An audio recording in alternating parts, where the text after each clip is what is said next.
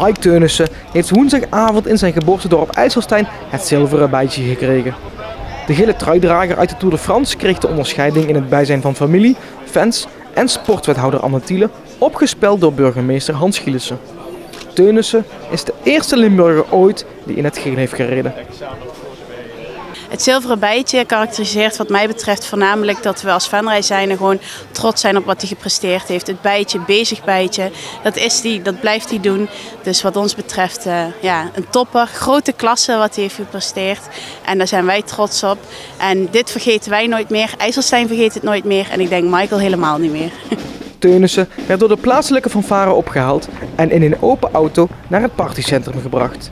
Daar vond de huldiging van de IJsselsteinse renner plaats. Sinds de Tour de France is het dorp IJsselstein omgedoopt tot Yellowstein en zijn fans zijn trots. De laatste 5 kilometer was bezig van de eerste etappe en ik moest eigenlijk gaan, maar ik wilde toch de finish even zien. En dan zie je daar in één keer Groenewegen vallen en dan denk je, oh nee, daar gaat het hele plan. En dan vlak voor de streep duikt daar in één keer een Jumbo-renner op. Ja, en via de app met de fanboys groep van Mike werd er al, is dat Mike? En uiteindelijk, ja Mike. En ja, toen vreugde-explosie thuis. En daarna hadden we toevallig met de hele vriendengroep bij elkaar. Ja, dat was het gespreksonderwerp. Ja, dat was echt ruig. Nou, ik heb de eerste etappe niet live gezien. Maar daarna was het natuurlijk ook wat dolle boel en felicitaties, app en alles. En we hebben er maar goed op gedronken, want Mike mag dat niet, dus dan doen wij dat maar. Eerste gele trui sinds 30 jaar alweer.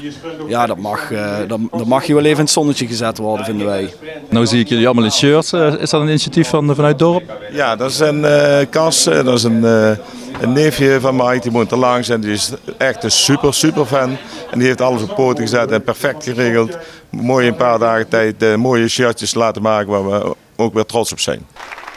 Tij van Els is een van de trouwste volgers van Teunissen. Ja, ik heb Mike lang en vele jaren gevolgd en vanaf de jeugdcategorieën zijn eerste overwinningen zien behalen en daarna nog heel veel. De kampioenschappen met veldrijden, met rijden op de weg. Heel veel prachtig mooie herinneringen heb ik daar aan overgehouden. Door dat kleine mannetje te volgen wat hij toen was en wat hij nu is. De gele truidrager in de Tour de France is fantastisch. Ja. En hij kent de familie door en door. Ja, een hele familie die, ook als je daar in huis komt, alles ademt fietsen. Dat is wielrennen. Als je binnenkomt, je bent er beslist ook wel eens geweest. Er staan trofeeën, er staan schilderijen, foto's. Het draait om één ding en dat is fietsen.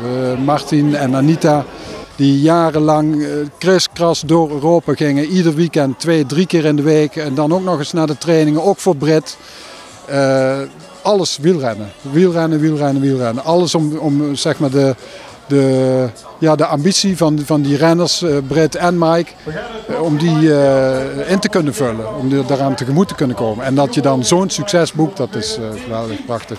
En Mike Teunissen zelf, die genoot met volle teugen van alle aandacht. Ja, nou, natuurlijk. Ik bedoel, vanaf het moment dat ik die trui had gewonnen tot nu ben ik aan het genieten. Want het is natuurlijk wel een unieke prestatie die ik niet verwacht had te kunnen bereiken. Dus in dat opzicht ben ik gewoon alleen maar aan het genieten.